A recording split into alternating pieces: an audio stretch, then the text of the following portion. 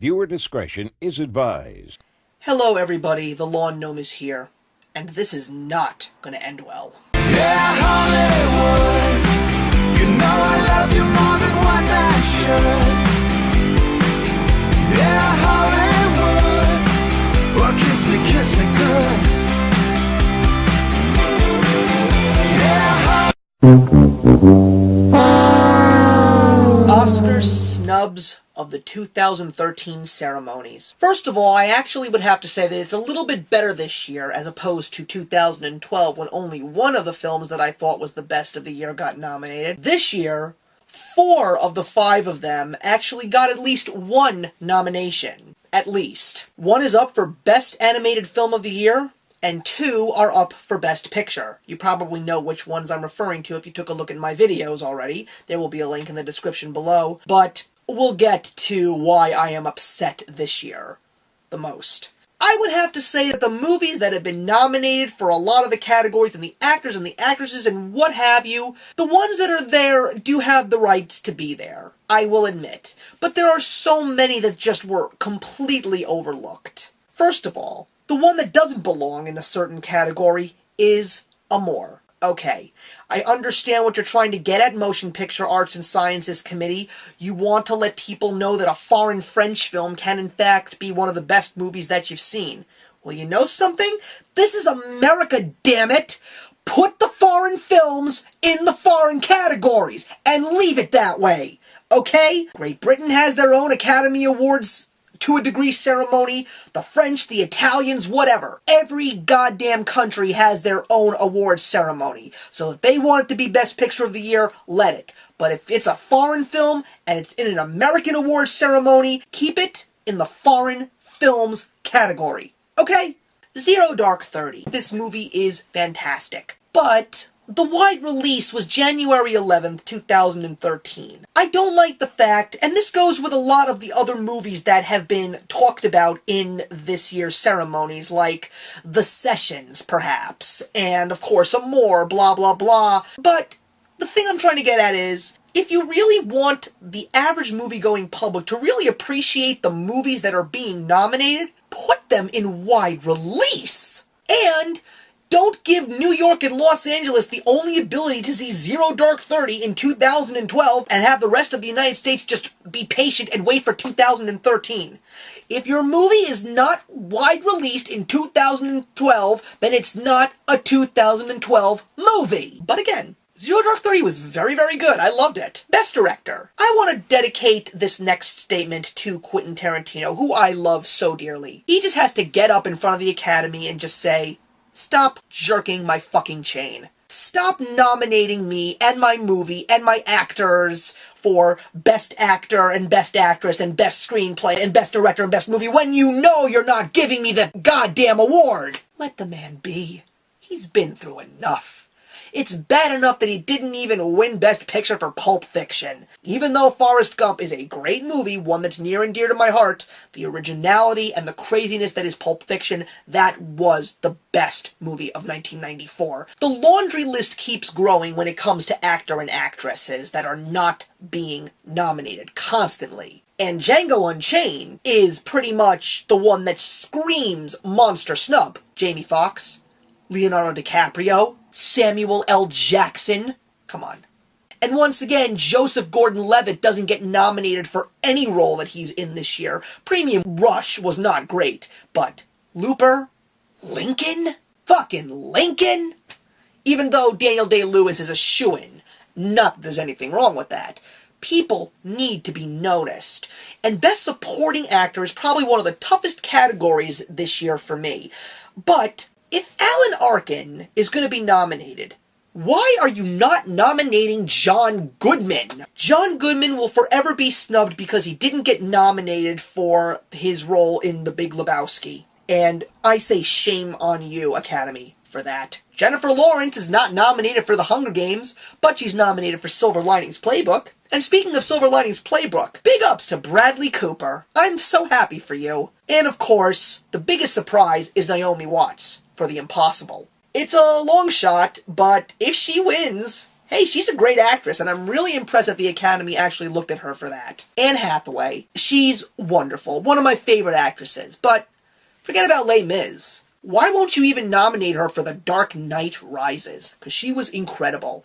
And speaking of The Dark Knight Rises, did you notice that that movie got royally fucked in the ass with no nominations this year? Getting back to Best Director, the biggest snub there, besides no Tarantino and no Tom Hooper for Les Mis, and no Catherine Bigelow for Zero Dark 30, Ben Affleck, Argo, special effects and sound effects. Now we're just getting into the fun Oscars here. Besides The Dark Knight practically getting snubbed, The Avengers got nominated. That's the only award that it got nominated for, and I have a feeling it's going to win.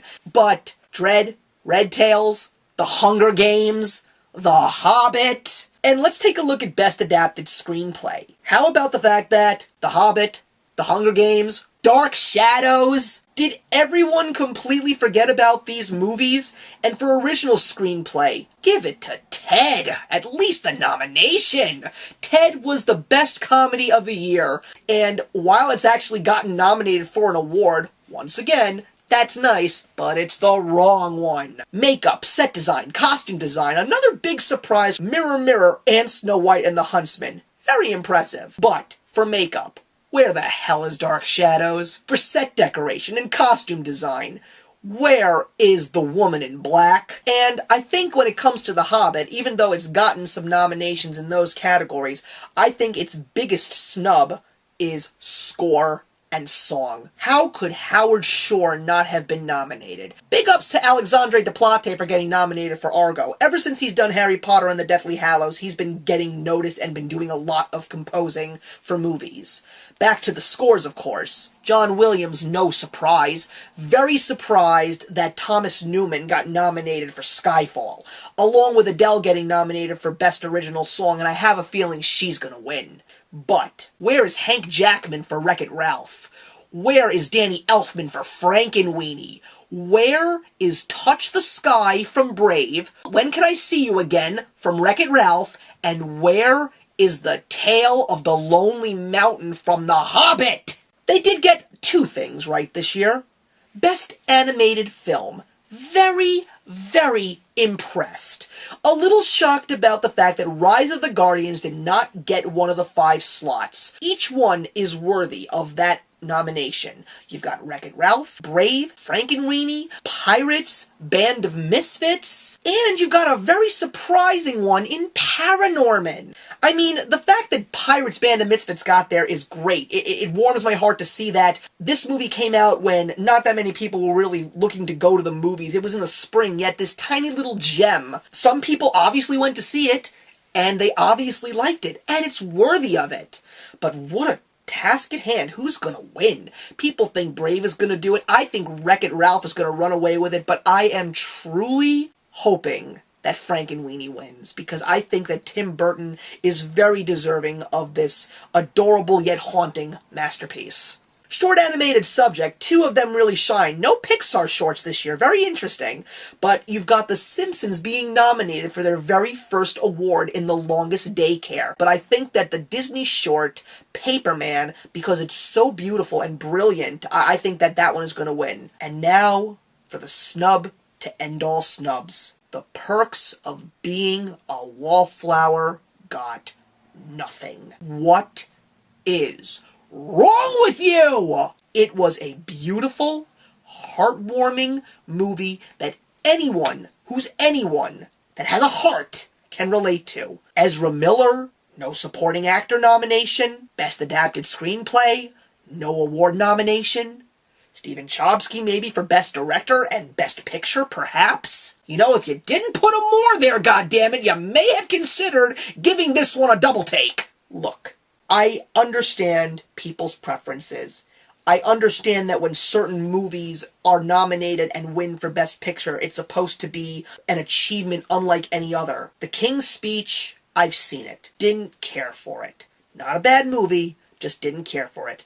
But have you seen The Miracle Worker? The King's Speech is a mistake because of the fact that it came out the same year as movies like The Social Network and Black Swan.